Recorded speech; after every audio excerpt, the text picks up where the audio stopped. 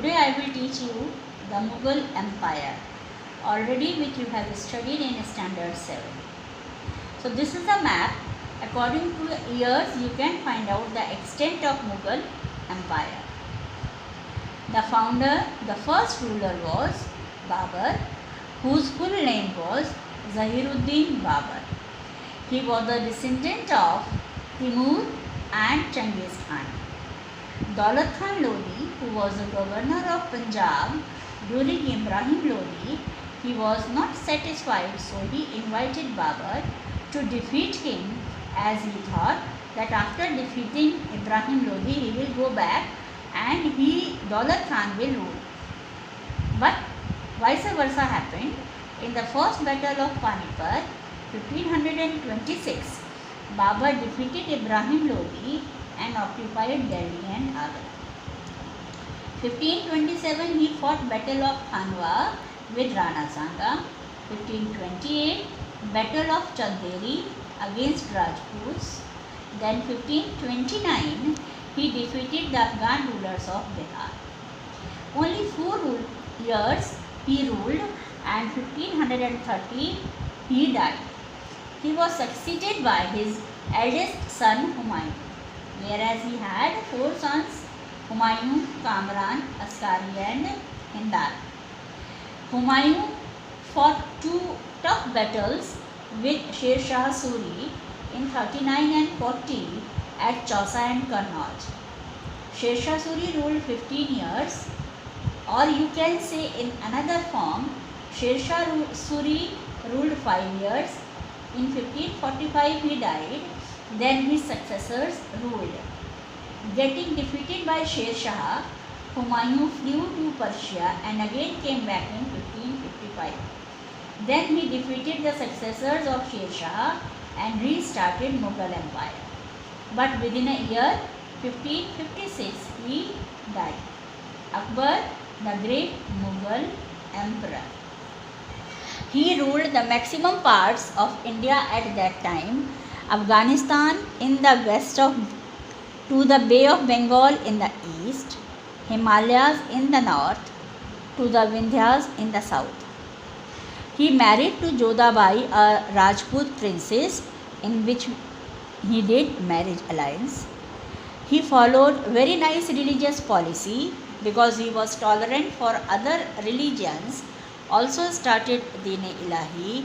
He built a prayer hall called Ibadat Khana. He abolished Jazia tax and pilgrim tax. So many literary works were translated during his time, just as Singhasan Battisi, Atharva Veda, Quran, Mahabharat and Ramayana. Women were highly respected. They got good high status and also allowed to education. And he also started Mansabdari system. His empire was divided into 15 subas, which were headed by Subedar. Suba was divided into sarkars and then into pargana. Each pargana had a number of villages and the in charge was Fauzdar. Diwan was in charge of the collection of land revenue. Now the villages, they were under the in charge of Mukaddam, Patwari and Chaukidarnis, under 3 people. Akbar followed the same revenue system which was followed by Sher Shah Suri with the help of the revenue minister Raja Todamar. Uniform means same system of measurement was established for calculating the land tax. Society was divided in 3 groups. Upper class included kings, nobles, high mansabdars. Middle class included traders, government officers, and the lower class, farmers, artisans and the laborers. Now comes Jahangir. He was a weak ruler who left the governance of his kingdom in his wife Noor Jahan's hand. 2 Europeans, Sir John Hawkins and Thomas Roy, came India and got trade permission during his time only. Jahangir was especially remembered for his justice. He also wrote his autobiography Tuzuk-e Jahangiri and died in 1627. Shah Jahan, a great builder, Taj Mahal was built during this time, Nishad Garden, Shalimar Bagh, and so many other buildings also. This period is also known as the Golden Age in Indian history. Now comes the last important ruler of the Mughal dynasty, that is Aurangzeb. He was very short-sighted religious policy, means regarding the religion he was not tolerant.